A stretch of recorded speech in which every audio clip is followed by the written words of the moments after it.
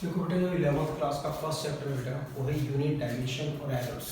बड़ा important chapter है और 11th क्लास की फिजिक्स अगर एक बार समझ में आ गई तो अच्छे से कर पाओगे। इसमें सबसे फर्स्ट टॉपिक ले रहे हैं बेटा, वो है डायमेंशन। पहले ये पढ़ाएंगे, फिर एरर्स पढ़ाएंगे और लास्ट में क्या पढ़ाएंगे बेटा, यूनिट्स। तो पहले एक बार डायमेंशन का मीनिंग समझ लो कि डायमेंशन होता है। तो पहले डायमेंशन को समझो। किस वाले यूनिवर्स में जो भी हमें दिख रहा है, जो भी चीज़ हमें नजर आती है, उसकी हम सिर्फ 3 चीज़ें फाइंड कर सकते हैं बेटा, मास, लेंथ और टाइम ऑफ ऑस्किलेशन। सबसे पहले मास निकाल सकते हैं। जैसे मेरे पास ये फोन है, इस फोन का हम सबसे पहले क्या निकाल सकते हैं बेटा, मास। इसका मास निकाल लेंगे, वेइंग मशीन पे रखेंगे, मास निकल जाएगा। दूसरा बेटा, स्केल से इसको नापेंगे, इस साइड को, तो ये भी लेंथ है, स्केल से नापेंगे। ये भी स्केल से नापेंगे तो ये भी लेंथ हो गया, और ये भी स्केल से नापेंगे तो ये भी लेंथ हो गया। तो कोई भी चीज़ अगर स्केल से नापते हैं तो लेंथ बनती है।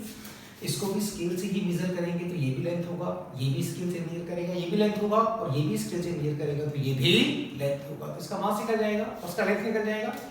दूसरा, इसको अगर हम ऐसे करके पकड़ें और ऐसे करें तो we can find the time of oscillation. तो इसकी हम सिर्फ 3 चीजें फाइंड कर पा रहे हैं।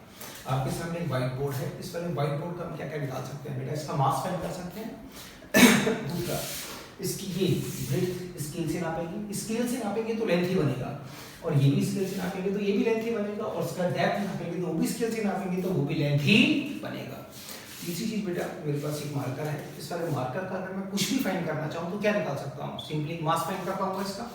दूसरा, ये स्केल से नापूंगा तो ये भी एक लेंथ होगा, ये भी स्केल से नापूंगा तो ये भी एक लेंथ होगा, और उसको ऐसे करके पकड़ूं और ऐसे करूं तो we can find the time of oscillation. तो इसका मीनिंग क्या होगा कि संसार में जो भी हमें दिख रहा है, जो भी चीजें हमें नजर आ रही है, उसकी हम सिर्फ 3 चीजें ही फाइंड कर सकते हैं, मास, लेंथ और टाइम ऑफ ऑस्किलेशन। तो किसी भी फॉर्मूले को रिप्रेजेंट करना in the terms of mass, length और time of oscillation is called dimension. फिर दोबारा समझ लो एक बार, इस वाले यूनिवर्स में जो भी चीजें हमें नजर आ रही है, जो भी चीजें हमें दिखती है, उसकी हम सिर्फ 3 चीजें ही फाइंड कर सकते हैं बेटा, मास, लेंथ और टाइम ऑफ ऑस्किलेशन। जैसे मेरी बॉडी का नापोगे तो मेरी बॉडी का मास नाप सकते हो, स्केल से मेरी हाइट नाप लो। दूसरा, किसी आदमी को अगर आप हैंग करें और थ्रो कर दें ऐसे तो we can find the time of oscillation. तो इस यूनिवर्स में जो भी चीज मुझे दिख रहा है उसका मैं क्या क्या निकाल पा रहा हूँ बेटा, सिंपली या तो उसका मास फाइंड कर पाऊंगा, बड़े ध्यान से समझना है, तो मास फाइंड कर पाऊंगा, या फिर उसका लेंथ फाइंड कर पाऊंगा, या फिर उसका टाइम ऑफ ऑस्किलेशन। सिर्फ 3 चीजें फाइंड कर पाऊंगा। वैसे तो डायमेंशन 7 हुआ करती हैं, पर पहले हम इन चीजों को समझेंगे। यूनिवर्स में जो भी हमें दिख रहा है बेटा, उसका तो मास निकलेगा, या उसका लेंथ निकलेगा, या फिर उसका टाइम ऑफ ऑस्किलेशन निकलेगा। अगर मास होगा तो simply represent by m, length होगा तो सिंपली रिप्रेजेंट बाय l, और टाइम होगा तो सिंपली रिप्रेजेंट बाय t। पर इसको सोचने का तरीका बदल दो, ऐसे करके सोचो बेटा कि अगर हम किसी भी चीज को वेइंग मशीन से नापते हैं, किससे नापते हैं बेटा, वेइंग मशीन, तो कंफर्म मास ही आएगा। और कोई भी चीज अगर हम स्केल से नापते हैं तो कंफर्म वो लेंथ ही आएगा, और कोई भी चीज अगर हम वॉट से नापते हैं तो वो टाइम ऑफ ऑस्किलेशन ही आएगा। अब जब तक ये चीज दिमाग में नहीं आएगी, इस फिजिक्स को पढ़ा पाना पॉसिबल नहीं है। देखो बेटा, इस वाले यूनिवर्स में मुझे जो भी दिख रहा है, जो भी चीज मुझे नजर आ रही है, उसकी मैं सिर्फ 3 चीजें ही फाइंड कर सकता हूँ, या तो मास फाइंड कर पाऊंगा, या लेंथ फाइंड कर पाऊंगा, या टाइम ऑफ ऑस्किलेशन फाइंड कर पाऊंगा। अगर मुझे लगा कि मास है तो रिप्रेजेंट बाय m, लेंथ होगा तो रिप्रेजेंट बाय l, और टाइम होगा तो रिप्रेजेंट बाय t। तो किसी भी फॉर्मूले को, जैसे एरिया है, वॉल्यूम है, किसी भी फॉर्मूले को कन्वर्ट करना किस में, मास में, लेंथ में और टाइम ऑफ ऑस्किलेशन में इज कॉल्ड डायमेंशन। आसान सी भाषा में ये होता है। अब हम इसको देखो बेटा, व्हाट द डायमेंशन, इस संसार में जो मुझे दिख रहा है, जो भी चीज मुझे इन आंखों से नजर आ रही है, उसकी मैं सिर्फ 3 चीजें फाइंड कर पा रहा हूँ बेटा, मास, लेंथ और टाइम ऑफ ऑस्किलेशन। अगर तुम अपने आप के बारे में सोचो, खुद के बारे में सोचो कि तुम्हारा अपने आप मास निकल सकता है तुम अपने आप को स्केल से नाप सकते हो, तुम्हारी लंबाई कितनी है, चौड़ाई कितनी है, सब स्केल से नापेंगे। और अपने आप को किसी पेड़ से हैंग कर दो ऐसे रस्सी से और धक्का मारो तो you can find the time of oscillation. मतलब बेटा, इस संसार में जो भी मुझे दिखा उसकी मैंने सिर्फ 3 चीजें फाइंड करी। वैसे 7 होती हैं, पर मैं पहले 3 से बढ़ाता हूँ बेटा, या तो उसका मास निकलेगा, या उसका लेंथ निकलेगा, या फिर उसका टाइम ऑफ ऑस्किलेशन। अगर मास होगा तो m से रिप्रेजेंट करूंगा, लेंथ होगा तो l से करूंगा, और टाइम होगा तो टी से करूंगा। अब इसको ऐसे करके सोचने का तरीका बदल दो कि कोई भी चीज अगर वेइंग मशीन से नाप रहे हैं तो एम आएगा, और स्केल से नाप रहे हैं तो लेंथ आएगा, और अगर गॉस से नाप रहे हैं तो टी आएगा। बिल्कुल 9th क्लास से शुरू करता हूँ, 9th क्लास से कर रहा हूँ बेटा।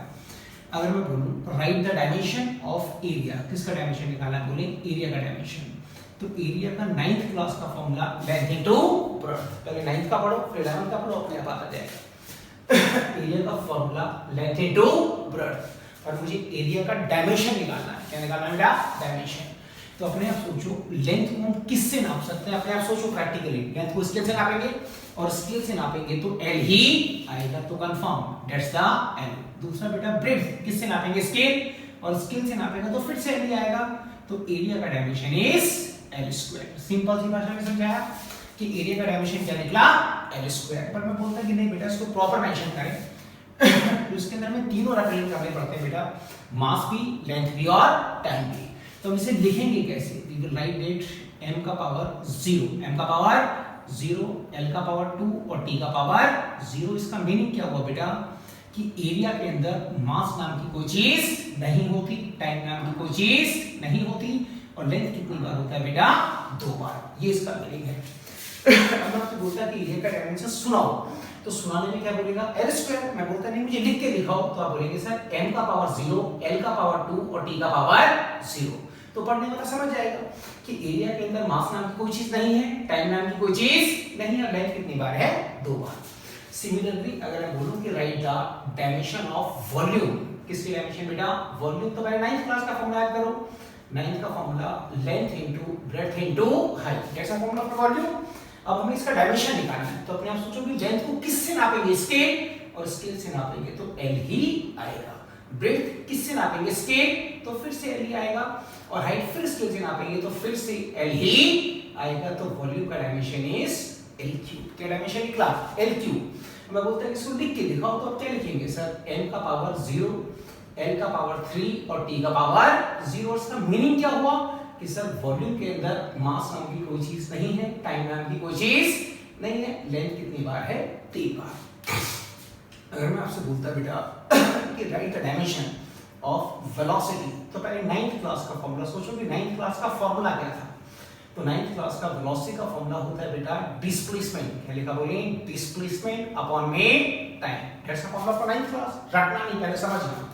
वेलोसिटी का ये फॉर्मूला है 9th क्लास का। मुझे इसकी डायमेंशन निकालनी है, तो अपने आप सोचो कि ये डिस्प्लेसमेंट, जैसे मैं यहां से वहां तक गया, तो डिस्प्लेसमेंट किससे नापेंगे, स्केल से नापेंगे, और डिस्प्लेसमेंट स्केल से नापेगा तो एल ही आएगा। और टाइम का डायमेंशन, टाइम यानी कि टी आएगा, दैट्स टी का पावर 1। इसको ऊपर लाएंगे तो एल, और दैट्स टी का पावर -1। और सिंपली प्रॉपर क्या मेंशन करेगा बेटा, m का पावर 0, l का पावर 1 और t का पावर -1।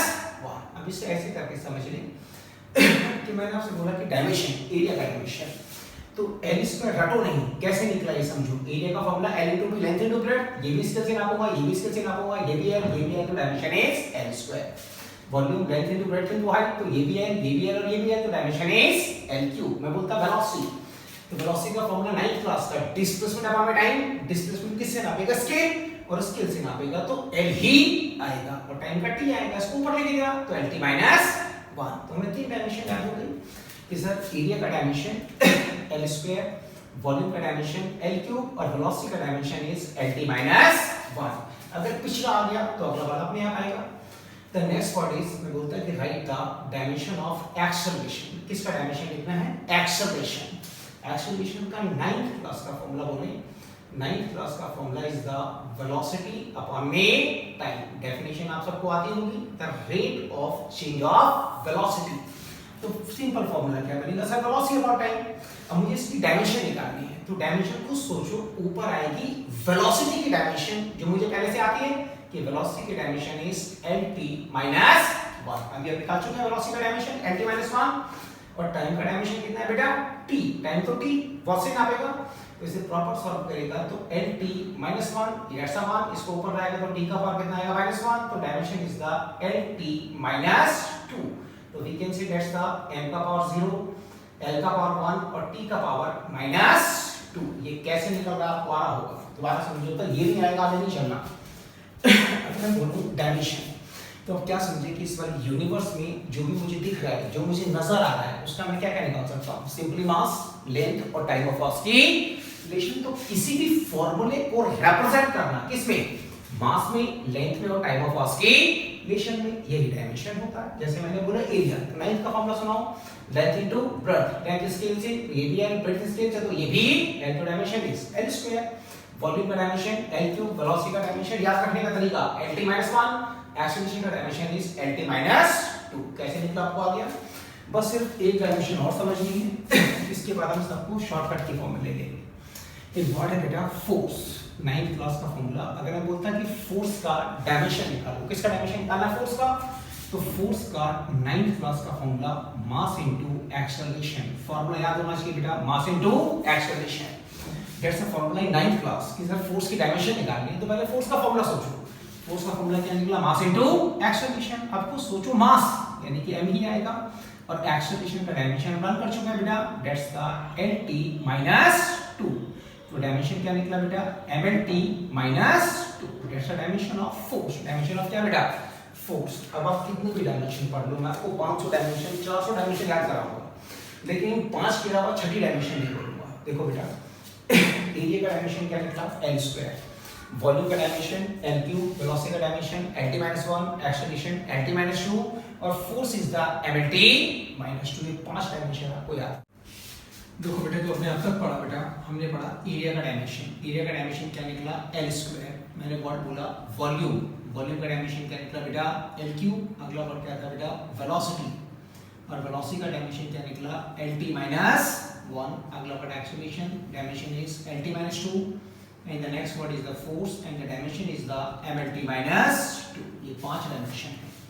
ये पांचों अगर आ गई तो 500 डायमेंशन हो, 700 डायमेंशन हो, 300 डायमेंशन हो, सब निकालना आपको अपने आप आ जाएगा। रट्टे का लफड़ा खत्म हो जाएगा।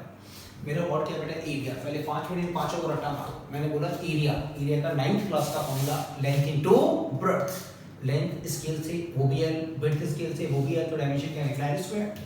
अगला word volume, length into breadth into height. पहला भी स्केल, दूसरा भी स्केल, तीसरा भी स्केल, तो फर्स्ट भी L, सेकंड भी L, थर्ड भी L, तो dimension is the L cube. Velocity का फॉर्मूला डिस्प्लेसमेंट अपॉन में टाइम। डिस्प्लेसमेंट किससे नापेगा? स्केल, तो L ही आएगा, और नीचे T आएगा, तो dimension is the Lt - 1। Acceleration का फॉर्मूला वेलोसिटी अपॉन में टाइम। तो ऊपर वेलोसिटी का डायमेंशन यानी ऊपर Lt - 1 और नीचे T, तो आंसर इज द Lt - 2। और फोर्स का डायमेंशन इज द mLt - 2। अगर ये 5 याद है, मैं छठी डायमेंशन यूज नहीं करूंगा और बहुत सारे आपको डायमेंशन निकलवाने जा रहा हूँ। देखो बेटा, अगर मैं आपसे बोलता बड़ा लॉजिकली समझना, क्वेश्चन है बेटा राइट द डायमेंशन, फिर समझिए, right the dimension of work. किसका डायमेंशन निकालना बेटा? वर्क का। पहले पूरा समझ लो, बाद में शॉर्टकट सिखाऊंगा। Right the dimension of work. किसका डायमेंशन? वर्क का। तो आप 9th क्लास में चले जाओ। 9th क्लास में वर्क का फॉर्मूला होता है बेटा फोर्स। क्या बेटा? Force into displacement. यही फॉर्मूला 9th क्लास में। किसका डायमेंशन निकालना? वर्क का। तो वर्क का फॉर्मूला क्या बना? Force into displacement. अब मुझे इसका डायमेंशन लिखना है। किसका डायमेंशन? वर्क का डायमेंशन। अगर वर्क का डायमेंशन निकालना है तो पहले डायमेंशन किसका आएगा? फोर्स का आएगा, और फिर डायमेंशन डिस्प्लेसमेंट का आएगा, और दोनों ही मुझे पहले से आते हैं। फोर्स का डायमेंशन आप अभी फाइंड कर चुके हैं, that's the mLt - 2 and that displacement is measured by scale. By scale, तो ये L ही आएगा। तो इसका आंसर क्या बना बेटा? m का पावर 1, L का पावर 2 और T का power -2। That's the dimension of work. मैंने कोई छठी यूज नहीं करी, उन पांचों की बात कर रहा हूँ। वर्क क्या बेटा? वर्क। किसका डायमेंशन निकालना? वर्क का। तो वर्क का फॉर्मूला सोचो, फोर्स इनटू डिस्प्लेसमेंट। सिर्फ फॉर्मूला दिमाग में होना चाहिए। डायमेंशन 5 याद कर लो बस। एरिया का L square, volume L cube, velocity Lt - 1, acceleration Lt - 2 और फोर्स इज द mLt - 2। और टीचर बोलता है कि वर्क का डायमेंशन, तो वर्क का फॉर्मूला सुनाओ, फोर्स इनटू डिस्प्लेसमेंट। तो फोर्स का डायमेंशन याद आया सर mLt - 2 और displacement is measured by scale, तो L ही आएगा। तो answer is the m1 L square और T - 2। अब शॉर्टकट से बात हो बेटा। शॉर्टकट ये है बेटा कि both the work and the energy, रटना नहीं, पहले प्रैक्टिकली समझना। Both the work and the energy have the same dimension. एक लाइन लिख रहा हूं बेटा, both the work and the energy have the same dimension. अगर टीचर आपको बोलता बेटा कि write the dimension of energy, इसका डायमेंशन कितना एनर्जी का बेटा, तो आप वही वर्क वाला लिख दो, पर इसका प्रूफ देखोगे ऐसा होता है क्यों बेटा। चलो चेक कर लो साथ साथ। अगर मैं एनर्जी बोलूं और मैंने नाम बोला कि पोटेंशियल एनर्जी, कौन सी एनर्जी बोले, पोटेंशियल एनर्जी, तो 9th क्लास का फॉर्मूला है mgh, दैट्स एनर्जी बेटा। m is the mass, g is the acceleration due to gravity, acceleration तो है, और h is the height, इसका डायमेंशन निकालते हैं। तो m is the mass, तो मास का तो m ही आएगा बेटा, और g is the acceleration due to gravity, सारी चीज छोड़ दो, acceleration तो है और acceleration है तो that's the lt minus 2, और h is the height, h is the height, height किससे नापेगा, स्केल, और स्केल से नापेगा तो l ही आएगा। तो आंसर क्या निकला बेटा, m का पावर 1, l का पावर 1, l का पावर 1 यानी l का पावर 2 और t का पावर -2। आप चेक कर सकते हैं, बोथ आर सेम, ये both the work and the energy have the same dimension. और चेक कर लो एक फार्मूला और है बेटा, काइनेटिक एनर्जी, कौन सी एनर्जी बोले, काइनेटिक एनर्जी का भी 9th क्लास का फॉर्मूला है हाफ ऑफ mv², फिर याद करते हैं हाफ ऑफ mv²। अब देखो बेटा अब इसमें जो हाफ है, हाफ क्या है, मैं आपसे बोलता 3 किलोग्राम तो आप क्या समझेंगे, मास है। मैं आपसे बोलता 3 मीटर तो आप क्या समझेंगे, लेंथ है। मैं आपसे बोलता 3 सेकंड तो आप क्या समझेंगे, टाइम है।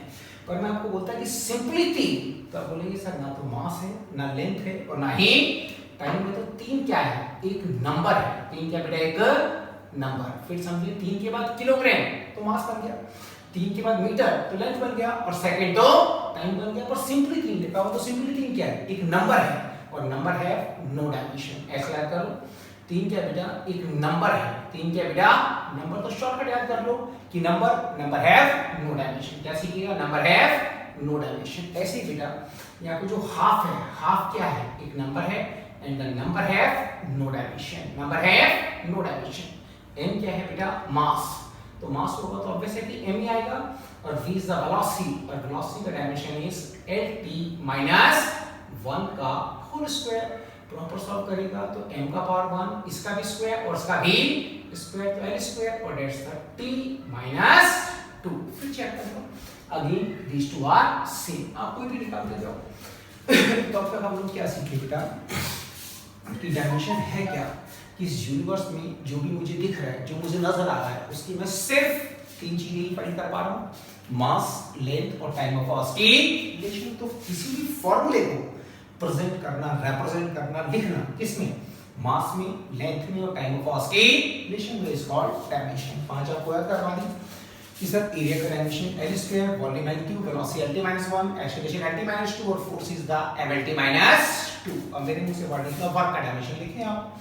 तो वर्क का formula force into displacement, force का डायमेंशन मुझे पहले से मालूम है mlt -2 और डिस्प्लेसमेंट का l ही आएगा, तो दैट्स आंसर। फिर शॉर्टकट क्या था कि both the work and the energy have the same dimension. तो आपको बार-बार एग्जाम में इतना बड़ा निकाल के दिखाने की नीड नहीं है, आपने याद कर रखा है कि both the work and the energy have the same dimension. चाहो तो आप चेक कर लो, potential energy is the mgh, kinetic energy is the half mv²। तो यहां पे सीखे क्या कि किसी भी नंबर की कोई डायमेंशन। अब देख बेटा, अब शॉर्टकट की बारी है। अब शॉर्टकट सिखाने जा रहा हूँ, शॉर्टकट को बहुत ढंग से समझना है। आपने एग्जाम में आपको इतना वक्त नहीं हुआ कि आप सब कुछ फाइंड करो फिर इसका आंसर लिखो। बेटा वर्क का फॉर्मूला क्या निकला, फोर्स इनटू डिस्प्लेसमेंट। फोर्स का डायमेंशन बोला mlt -2 और डिस्प्लेसमेंट का है तो answer is the m1 l square और t -2। अब ये शॉर्टकट में कैसे याद करेंगे, मैं लिख के दिखा देता हूँ। दैट्स द m का पावर 1, l का पावर 2 और t का पावर -2। आपने इसको लिख लिया, अपने दिमाग में वर्ड छाप लो। मैं इसको लिखूंगा 122 और 2 पे बार। क्या लिखूंगा, बोले 122 और 2 पे बार। ये आसानी से याद हो सकता है। अगर टीचर आपको बोलता है कि वर्क का डायमेंशन सुनाओ तो आपने बोला 122 और 2 पे बार, तो उसको समझ में नहीं आएगा, पर आपको आ जाएगा। पहले वाला m है, दूसरा वाला l है और तीसरा वाला t है। तो अब क्या आपके दिमाग में आ गया, सर वर्क का डायमेंशन लिखना है मतलब 122 और 2 पे बार ही लिखना है। मतलब m का पावर 1 लिखूंगा, l का पावर t लिखूंगा, 2 और t का पावर -2 लिखूंगा, तो मेरा आंसर निकल जाएगा। तो शॉर्टकट क्या बना, इसमें बहुत कुछ सिखा दिया। पहला वर्ड कि work and energy have the same dimension, और वर्क और एनर्जी का डायमेंशन याद रखने का तरीका क्या है, शॉर्टकट क्या है। तो बोलेंगे सर 122 और 2 पे बार, तो मुझे याद आ जाएगा कि m का पावर 1, l का पावर 2 और t का पावर -2। इससे इसका आंसर आप 10 सेकंड 5 सेकंड में आराम से अरे बेटा नेक्स्ट पार्ट बड़ा इंपॉर्टेंट पार्ट है, एक बार सब पार्ट को फिर से रिवाइज करो। जितनी बार सुनोगे, जितनी बार सुनोगे उतनी बार डायमेंशन आएगी, उतना अच्छे से याद होगा। आपने सीखा एल स्क्वायर किसका डायमेंशन था, एरिया का, एल क्यूब वेलोसिटी वॉल्यूम का, एल टी माइनस 1 वेलोसिटी का, एल टी माइनस 2 एक्सीलरेशन का, and the next word is the M L T minus 2 ये फोर्स का था। पांचों को पहले से मालूम है, सिर्फ पांचों को याद कर देंगे। अब मैं बोलता कि write the dimension of work, तो आपको शॉर्टकट समझा दिया 122 और 2 पे बार, यानी सर m का पावर 1 l का पावर 2 और t का पावर -2, यानी कि both the work and energy have the same dimension. अब कुछ आगे प्रोसीड करेंगे, अच्छे डायमेंशंस को ले लेते हैं बेटा। अगर मैं बोलूं कि write the dimension of pressure, किसका डायमेंशन निकालना है, बोलिए right the dimension of pressure, किसका डायमेंशन, प्रेशर। तो आप 9th क्लास में चले जाओ, प्रेशर का फॉर्मूला क्या था बेटा, force upon area, that's the formula for the 9th class. Pressure का फॉर्मूला क्या, फोर्स अपॉन एरिया, अच्छे से लिख लें, that's the force upon area, that's the formula for pressure. पर मुझे इसका डायमेंशन निकालना है तो जो आपने सीख लिया उसको फॉलो करते जाओ। अगर डायमेंशन निकालना है तो ऊपर डायमेंशन आएगा फोर्स का और नीचे डायमेंशन आएगा एरिया का, and the dimension of force is that's the mlt -2 and the dimension of area is the l square. दोनों मुझे अच्छे से आती हैं कि सर फोर्स का सिर्फ 5 याद कर लो, अपने आप याद होती जाएंगी। फोर्स का डायमेंशन mlt -2 और एरिया का dimension is l square. Simply solve भी तो करना है बेटा। अब सॉल्व करेगा तो m का पावर 1 l का पावर 1 t का पावर -2 ऊपर लाएगा तो l का पावर -2, तो आंसर इज द m का पावर 1 दैट्स अ 1 और दैट्स अ -2, तो दैट्स l का पावर -1 और t का power -2, that's the dimension of pressure. पर एग्जाम में हम इसको बार-बार इतना लंबा निकालेंगे तो परेशान हो जाएंगे। तो प्रेशर का भी शॉर्टकट याद कर लो यार, ये डायमेंशन बहुत जगह यूज करनी पड़ेगी, तो कहां पे बार-बार दिमाग को जोड़ डालेंगे। प्रेशर बोलते ही समझ जाएं 112 और 12 पे बार, क्या बोला फिर से बोलें, 112 और 12 पे बार, दिमाग में आना चाहिए 112 और 12 पे बार। तो क्या बना, m का पावर 1 12 पे बार है तो l का पावर -1 और t का पावर -2। तो अपनी कॉपीज पे नोट्स बना लो कि वर्क होगा तो 122 और 2 पे बार, अगर प्रेशर होगा तो 112 और 12 पे बार, अच्छे से लिखो 112 और 12 पे बार। तो आपको याद आ जाएगा, शॉर्टकट है कि m का पावर 1 l का पावर -1 और t का पावर -2। अब देखो बेटा, अगर मैं आपसे बोलता कि write the dimension of power, किसका डायमेंशन बेटा, पावर का डायमेंशन निकालना है। पहले छोटे-छोटे आसान सीखेंगे, बाद में मुश्किल।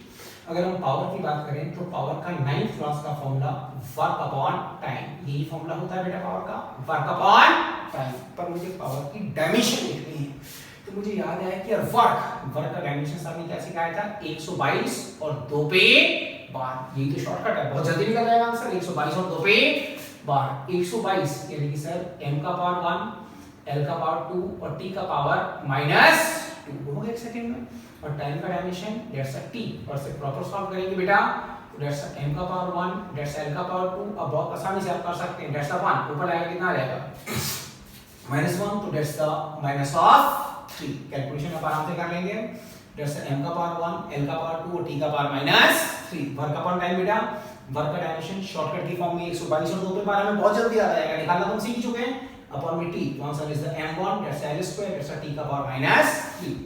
और 9th क्लास का पकड़ लेते हैं, एक वर्ड है बेटा डेंसिटी। कौन सा वर्ड है बोले, पहले बिल्कुल वो वर्ड जो आप सुन चुके हैं, फिर वो वर्ड जो आपने कभी नहीं सुने। डेंसिटी का फॉर्मूला 9th क्लास का बोले that's the mass upon volume, 9th class का यही फॉर्मूला है। इसका डायमेंशन लिखेगा तो मास का तो m ही आएगा और वॉल्यूम का l ऑफ q, रटने की नीड नहीं। तो आंसर क्या निकला बेटा, m का पावर 1 l का पावर -3 और साथ में t का पावर 0। ठीक है बेटा, ये डायमेंशंस हैं, इसको और आगे प्रोसीड कर रहे हैं, बहुत लंबी डायमेंशन की तरह। फिर से एक बार रिवाइज मार दो, l square l cube l t -1 l t -2 force का mlt -2। वर्क का फार्मूला क्या था, force into displacement, force mlt -2 displacement क्या रहेगा, तो answer is the m1 l square और t -2। शॉर्टकट की फॉर्म में 122 और 2 पे बार। फिर शॉर्टकट क्या था, both the work and energy have the same dimension. अगला वर्ड क्या बेटा, प्रेशर। प्रेशर का formula force upon area, dimension लिख के सॉल्व करेंगे। शॉर्टकट 112 और 12 पे बार, 112 और 12 पे बार, m का पावर 1 l का पावर -1 t का पावर -2। पावर का formula work upon time, calculation आप कर सकते हैं। डेंसिटी का फॉर्मूला मास अपॉन वॉल्यूम। ऐसे बेटा बहुत सारे छोटे-मोटे आते रहेंगे। देख बेटा, जिसका भी एग्जाम होगा ये क्वेश्चन आता है जो बोल रहा हूँ, टीचर आपको बोलेगा राइट द, आपको टफ डायमेंशंस पे आ रहा है बेटा, निकालना सिखाऊंगा बाद में shortcut. write the dimension of universal gravitational constant. Write the dimension of universal gravitation constant. रट्टा मारेगा तो मारा जाएगा, रट्टा नहीं मारना, बस खाली पहले समझ लेंगे बढ़ क्या रहे हैं, क्या निकालना है, डायमेंशन किसका निकालना है, यूनिवर्सल ग्रेविटेशन कांस्टेंट का निकालना है। तो पहले तो यार आधे को ये मालूम है भला क्या है, क्या लिखा है, यूनिवर्सल ग्रेविटेशन कांस्टेंट। तो पहले इस क्वेश्चन को बाद में करो, पहले समझो पढ़ क्या रहे हैं, पहले इसके बारे में समझो। देख बेटा 9th क्लास में एक लॉ था, आप हल्का सा याद करें, हल्का सा याद करा के फिर आगे चलूंगा। वो था बेटा न्यूटन्स लॉ ऑफ ग्रेविटेशन। ये 9th क्लास का है, 9th क्लास का न्यूटन्स लॉ ऑफ ग्रेविटेशन। पहले ये समझ लो, फिर 11वीं क्लास का समझा दूंगा। न्यूटन्स लॉ ऑफ ग्रेविटेशन क्या था बेटा कि दो मासेस से, याद करो m1 और m2, फॉर्मूला देखते याद आ जाएगा, m1 और m2, और सेपरेशन कितना था बेटा r, सेपरेशन कितना है r। तो इसके फॉर्मूला था बेटा कि दो मास के बीच में फोर्स होता है, फोर्स ऑफ अट्रैक्शन होता है, उसको निकालने का formula is the Gm1 m2 upon में r²। ये फॉर्मूला सबने लिखा होगा। That's the Newton's law of gravitation. F is the force of attraction, m1 भी मास है, m2 भी मास है, और r क्या है, इन दोनों के बीच का सेपरेशन। और यहाँ पे जो G है ना बेटा, इस G का नाम होता है यूनिवर्सल ग्रेविटेशन कांस्टेंट। क्या बोला, फिर से बोल, यूनिवर्सल ग्रेविटेशन कांस्टेंट इस G को बोलते हैं। अब देख बेटा, टीचर ने क्वेश्चन दिया कि write the dimension of universal gravitation constant. तो पहले ये तो मालूम हम किसका निकालने जा रहे हैं, तो इसको अगर हम सॉल्व करें तो सबसे पहले फॉर्मूला दिमाग में आएगा सर कि ये होता कहां पे है। That is the Gm1 m2 upon में r²। उसने किसका डायमेंशन निकालने को बोला, यूनिवर्सल ग्रेविटेशन कांस्टेंट, मतलब मुझे G का डायमेंशन निकालना है। किसका डायमेंशन निकालना है, G का। तो फॉर्मूले को क्रॉस मल्टीप्लाई कर दो, दैट्स द Gm1 m2 और that's the f into r², f into r², यही बनेगा भैया। अगर G को निकालेगा तो G का फॉर्मूला क्या बना, f into r² और अपॉन में m1 और into में m2। क्वेश्चन क्या था, right the dimension of the universal gravitation constant. तो पहले ये समझो कि यार ये होता कहां पे है, तो फॉर्मूला मिल गया कि इसके अंदर होता है। G का फॉर्मूला लिखा, G का फॉर्मूला ये बन गया। मुझे एक G का डायमेंशन निकालना है, क्या निकालना है, G का डायमेंशन। तो यहाँ पे किसका डायमेंशन आएगा, बोलो, फोर्स का डायमेंशन। R क्या था, बीच का सेपरेशन, बीच का गैप, और ये भी मास और ये भी मास, लिखते जाओ। F इज द फोर्स, और फोर्स का डायमेंशन मुझे पहले से रटा हुआ है mlt -2, यही होता है। R is the separation, R is the separation, बीच का गैप है, ये गैप किससे नापेगा, स्केल, और स्केल से नापेगा तो दैट्स द L², क्योंकि ऊपर स्क्वायर लगा हुआ है। R क्या है, इन दोनों के बीच का सेपरेशन, बीच का डिस्टेंस किससे नापेगा, स्केल, तो ये L ही आएगा, ऊपर आएगा L², स्क्वायर लगा हुआ है। और m1 ये भी मास होगा तो m आएगा, और ये भी मास तो ये भी m आएगा, तो m से m कट जाएगा। तो कटने के बाद आंसर m का पावर 1 है, इसे ऊपर लाएगा तो m का पावर -1, l का पावर 1, l का पावर 2, यानी कि l का पावर 3 और t का power -2। That's the dimension of universal gravitation constant. एक बार टाइम लगा के इनको समझ लो, अगर ये आ गया तो चैप्टर अपने आप आ जाएगा। डायमेंशन निकालना बेटा यूनिवर्सल ग्रेविटेशन कांस्टेंट। तो पहले दिमाग में आया सर ये फॉर्मूला, इसके अंदर G है, इसका नाम ये होता है। G का फॉर्मूला निकाला। अब अगर G का डायमेंशन निकालना बेटा तो पहले डायमेंशन फोर्स का, फिर डायमेंशन डिस्टेंस का, डिस्टेंस किससे नापेगा, स्केल, और ऊपर स्क्वायर है तो स्क्वायर तो आएगा ही आएगा, ये भी मास तो ये भी m, ये भी मास तो ये भी m, तो दैट्स आंसर। अब अगर ये एग्जाम में आ गया 1 मार्क का क्वेश्चन तो इतना बड़ा थोड़ी निकालूंगा यार, शॉर्टकट याद कर लो, 132, क्या लिखा है, 132 और 1 और 2 पे बार, 132 और 1 और 2 पे बार। तो मुझे याद आ जाएगा कि सर m का पावर -1 लिखूंगा, l का पावर 3 लिखूंगा और t का पावर -2 लिखूंगा। तो अब तक हमने कितने शॉर्टकट सीखे, हमने सीखा 122 और 2 पे बार, 112 और 12 पे बार, और 132 और 1 और 2 पे बार। इनको ऐसे लिख के लर्न करो, ये वर्क का शॉर्टकट, ये प्रेशर का शॉर्टकट, और ये यूनिवर्सल ग्रेविटेशन कांस्टेंट का शॉर्टकट। बेटा बड़ा इंपॉर्टेंट क्वेश्चन है, दिमाग में आना चाहिए। क्वेश्चन दिया बेटा, राइट द डायमेंशन, छोटी छोटी डायमेंशन दे रहा हूँ, right the dimension of wavelength. किसका डायमेंशन बोले, राइट डायमेंशन ऑफ क्या बेटा, वेवलेंथ। किसका डायमेंशन चाहिए बेटा हमें, वेवलेंथ का डायमेंशन। तो पहले यही नहीं मालूम कि होता है तो पढ़ेगा क्या। अगर हम वेवलेंथ की बात करें बेटा, तो अपने 9th क्लास में ऐसा बना हुआ सबने देखा होगा, सबने ऐसा बना हुआ देखा होगा 9th क्लास में। That's a wave, that's a wave. इसे क्रिस्ट बोलते हैं, ये भी क्रिस्ट होता है, ये ट्रफ और ये भी ट्रफ होता है, ये सब जानते हैं। That's a wave. हमारा क्वेश्चन क्या है, किसका डायमेंशन निकालना, वेवलेंथ का बेटा। तो पहले समझो कि यार पढ़ा क्या रहा है, किसकी डायमेंशन क्या निकलवाना चाह रहा है। That's a wave, that's a wave. तो वेवलेंथ क्या, वेवलेंथ है क्या बेटा, wavelength is the distance, wavelength is the distance between the two consecutive, wavelength is the distance between the two consecutive crests or two consecutive trough। फिर समझ लें कि wavelength है क्या बेटा, wavelength is the distance between the two consecutive crests और to consecutive trough। खत्म हो गया। अब सोचो यार वेवलेंथ है क्या, अपने आप दिमाग लगाओ। वेवलेंथ क्या है बेटा, distance, wavelength is the distance, यानी कि इस दूरी यहां से यहां तक, दैट्स अ वेवलेंथ। और ये किससे नापेंगे, स्केल, किससे नापेंगे, स्केल। तो डायमेंशन इज द एल। फिर समझ लो वेवलेंथ है क्या, wavelength is the distance, wavelength is the distance between the two consecutive crests और टू consecutive trough। दो लगातार क्रेस्ट या दो लगातार ट्रफ के बीच की दूरी ही वेवलेंथ होती है। तो बाकी पढ़ने की नीड क्या है यार, वेवलेंथ इज द डिस्टेंस। क्या है वेवलेंथ, सिंपली एक डिस्टेंस है, डिस्टेंस होगा तो स्केल से नापूंगा, स्केल से नापूंगा तो डायमेंशन इज द एल। तो आंसर इज द m का पावर 0, l का पावर 1 और t का power 0। That's the dimension of wavelength. निकल गया, वेवलेंथ है क्या, डिस्टेंस बिटवीन द, कौन सा distance, between the two consecutive crests और टू consecutive trough। और जितने भी डिस्टेंस हैं वो स्केल से नापते हैं, और स्केल से नापेंगे तो डायमेंशन l ही आएगा। तो answer is the m0, l का पावर 1 और t का पावर 0। एक बहुत छोटा सा डायमेंशन और है जो काम आएगा हमारे, वो है बेटा right the dimension of frequency. किसका डायमेंशन निकालना है बेटा, right the dimension of frequency. Frequency का डायमेंशन निकालना है। इसका सिंबल होता है 9th का new. Frequency is the reciprocal, frequency is the reciprocal of time. क्या है फ्रीक्वेंसी, टाइम का उल्टा होता है बेटा। तो इसका डायमेंशन निकालेगा, दैट्स अ 1/t और ऊपर लाएगा दैट्स अ t - 1। तो answer is the m0, l0 और दैट्स अ t - 1। अगर ये आ गया तो और जल्दी कराते हैं बेटा डायमेंशन ताकि तुम्हें याद हो जाए। और शुरुआत से रिपीट करते हैं। एरिया का डायमेंशन क्या था बेटा, l²। वॉल्यूम का डायमेंशन क्या था, l3। क्यों था वो समझ में आ गया होगा। वेलोसिटी का dimension lt - 1, acceleration lt - 2, force is the mlt - 2। अगला वर्ड था बेटा वर्क। वर्क के बाद अगला वर्ड था एनर्जी। एनर्जी के बाद अगला वर्ड था प्रेशर। प्रेशर के बाद अगला वर्ड था बेटा पावर। पावर के बाद अगला वर्ड था बेटा डेंसिटी। और अगला वर्ड था यूनिवर्सल ग्रेविटेशन कांस्टेंट। शॉर्टकट क्या था, 132 और 1 और 2 पे बार। इसके बाद अगला वर्ड था बेटा वेवलेंथ। अगला वर्ड क्या बेटा, बहुत सारे वर्ड आपको मिलेंगे। ये वर्ड आपको टीचर बोलेगा आपने रट्टा मार ली, पर मैं शॉर्टकट आपको समझा रहा हूँ और इन शब्दों को भी समझाऊंगा कि शब्द क्या होते हैं। देखो बेटा ये शॉर्टकट है KPS, बड़ा इंपॉर्टेंट वर्ड है KPS, शॉर्टकट है। आपसे पूछेगा KPS क्या है तो आधों के दिमाग में आएगा कालका पब्लिक स्कूल की बात कर रहा है।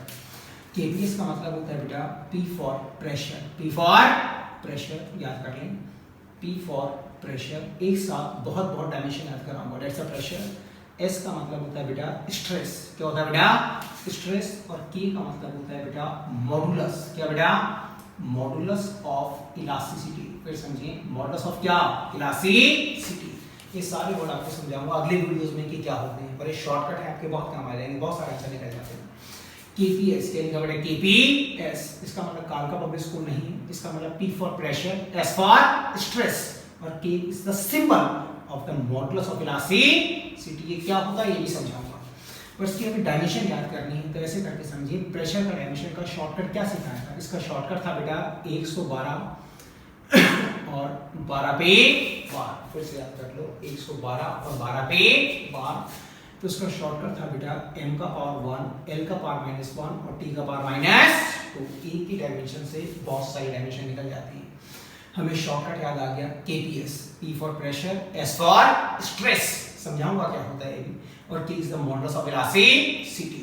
और प्रेशर का डायमेंशन 112 और 12 पे बार, यानी m का पावर 1, l का पावर -1 और t का पावर थ्रू। तो शॉर्टकट क्या कहता है बेटा कि प्रेशर का भी यही डायमेंशन, स्ट्रेस का भी यही डायमेंशन और मॉडुलस ऑफ इलास्टिसिटी का भी यही डायमेंशन, तीनों का डायमेंशन सेम होता है। टीचर आपको बोले कि write the dimension of stress, तो बोलो सर प्रेशर वाला ही लिख दो।